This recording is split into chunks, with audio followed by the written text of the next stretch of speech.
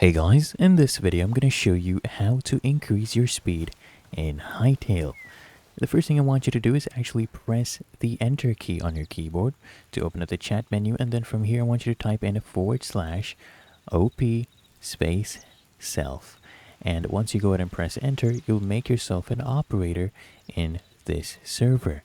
That is if you had created the server. Otherwise, the other person will have to add you as an operator, so they will need to do /op add and then your username. And once you are an operator, I want you to just press O on your keyboard to set the game to creative mode, and then I want you to just press F2. As you can see, the speed multiplier is now increasing when we press F2, so you can go ahead and press that multiple times. And if you want to reduce the speed, all you want to do is actually just go ahead and press F1, and it will go ahead and bring the speed back down.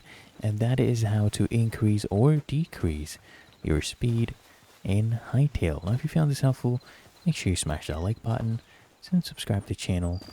Really helps me out as well.